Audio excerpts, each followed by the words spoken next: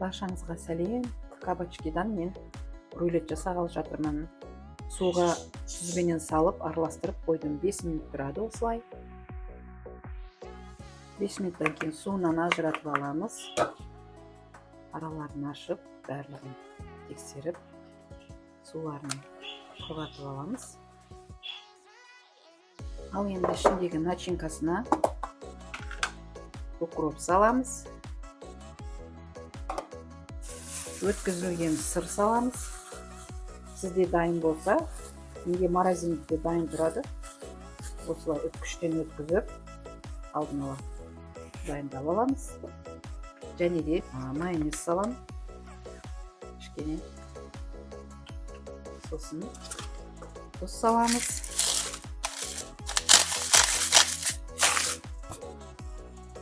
Кішкене қорш саламыз.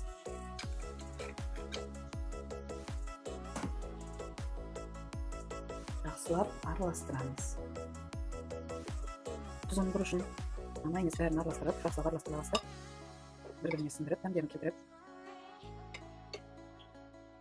Начинкамыз осылай дайын болды.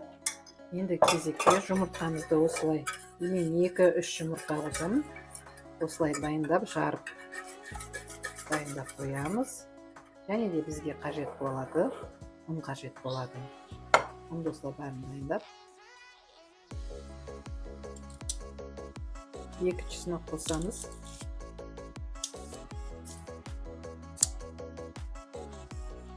Кабачкиларды осылай қағазға қойып, суларынан құрғатып аламыз. Әуелі кабачкиді ұнға батырып аламыз. Содан кейін жұмыртқаға саламыз. Осылай бір-бірлеп дайындап алған кабачкаларды қуырып аламыз.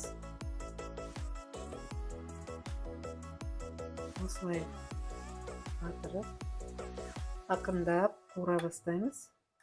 Баяу отқа бірденен алып түспеу керек. Оты жанып қызып тұрса, ол таза піспей қалады.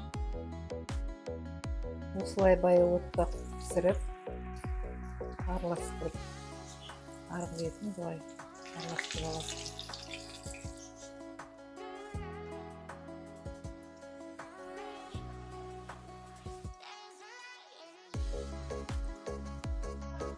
Дайын болған кабачкиларымызда осылай начинкасын салып шығамыз.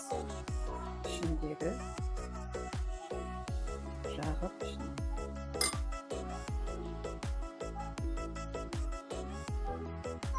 Рулеттерімізді осылай дайындаймыз. Негізі бұған помидор қоссаңыз да болады, пияз сочылсын. Оның да қоспағын осылай. Міне аналар, кабачкидан осылай рулет дайындадым. Сіздерді жасап көріңіздер. Өте ыңғайлы, қолайлы, тез дайындалады.